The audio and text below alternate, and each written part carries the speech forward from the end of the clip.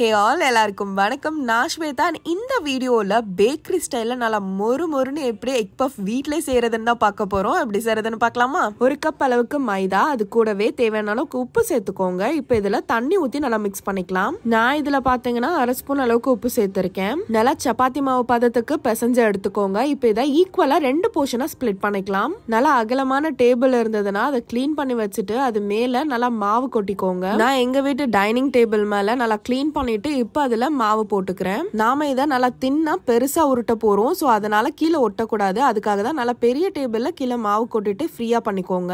இந்த அளவுக்கு நல்லா மெலிசா திரட்டி எடுத்துக்கோங்க. நம்ம 2 போர்ஷனா பிரிச்சிருந்தோம். ரெண்டுமே இந்த மாதிரி திரட்டி எடுத்து வச்சுக்கணும். முன்னாடியே பட்டர் எடுத்து வெளியே வச்சிருங்க. இப்ப இதை எடுத்து நம்ம இந்த மாதிரி திரட்டி வச்சிருக்கிறதுல ஃபுல்லாத்தையுமே பட்டரை நல்லா கோட் பண்ணிக்கோங்க.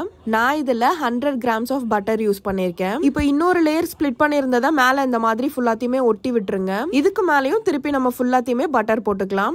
எல்லா இடத்துலயுமே நல்லா கோட் பண்ணி முடிச்சதும் இப்ப இதை நம்ம மடிச்சுக்கலாம். வீடியோல நம்ம எந்த மாதிரி மடிச்சு எடுத்து வைக்கிறோமோ அதே ஷேப்ல நீங்களும் மடிச்சு எடுத்து வச்சுக்கோங்க.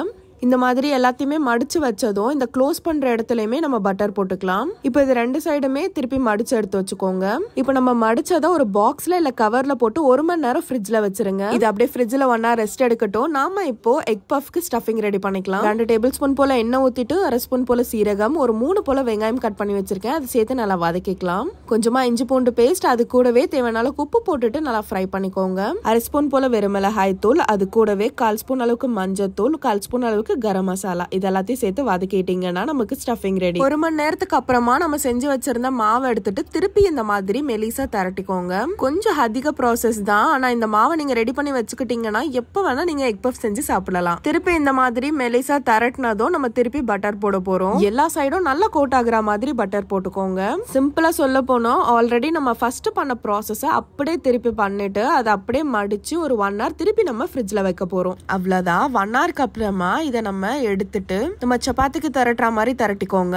பஃப்ஸோட சைஸுக்கு ஏத்த மாதிரி இப்ப நம்ம ஒன்னொன்னா கட் பண்ணிக்கலாம். எல்லாத்தையுமே ஈக்குவல் சைஸ்ல கட் பண்ணிட்டு இப்ப இதுல நம்ம ஸ்டஃபிங் வைக்க ஸ்டார்ட் பண்ணிக்கலாம். ஃபர்ஸ்ட் நம்ம ஃப்ரை பண்ணி வச்சிருந்த வெங்காயத்தை இதுல சேர்த்துக்கலாம். இப்போ இதுக்கு மேலேயே வேக வச்ச முட்டையை லைனா வச்சுட்டு வந்துருங்க. உங்களுக்கு எந்த ஷேப்ல வேணுமோ அந்த ஷேப்ல நீங்க க்ளோஸ் பண்ணிக்கலாம். நாங்க இந்த மாதிரி ஆப்போசிட்ல க்ளோஸ் பண்ற மாதிரி செஞ்சிருந்தோம். இதே மாதிரி எல்லாத்தையுமே ரெடி பண்ணி வச்சுக்கோங்க. இது எல்லாத்தையுமே ஒரே இடத்துல அரேஞ்ச் பண்ணிக்கலாம். ஓவனை ஒரு 5 minutes போல ப்ரீ ஹீட் பண்ணிட்டு இப்போ இது எல்லாத்தையுமே உள்ள வச்சுக்கலாம். இதுல நான் காட்டுறத நீங்க நோட் பண்ணாதீங்க. நான் இதுல மிஸ்டேக் பண்ணிட்டேன். நீங்க வைக்கும் போது 180 டிகிரி செல்சியஸ்ல ஒரு 20 minutes வச்சு குக் பண்ணுங்க. அவ்வளவுதாங்க, நம்ம அருமையான எக் பஃப் சும்மா பேக்கரியில தர மாதிரி சூப்பரா ரெடி ஆயிருச்சு. நல்லா கிறிஸ்பியா சுட சுட சும்மா அவ்வளோ டேஸ்டியா இருந்தது. ஸோ கண்டிப்பா உங்க வீட்லயும் நீங்க இதை ட்ரை பண்ணி பாருங்க. மாவு மட்டும் ரெடி பண்ணி வச்சுட்டீங்கன்னா பஃப் செய்யறது அவ்வளோ ஈஸி. ஸோ கண்டிப்பா ட்ரை பண்ணுங்க. மறக்காம நம்ம சேனலை சப்ஸ்கிரைப் பண்ணிக்கோங்க. இன்னொரு வீடியோல உங்க எல்லாரையும் நான் மீட் பண்றேன். பாய்.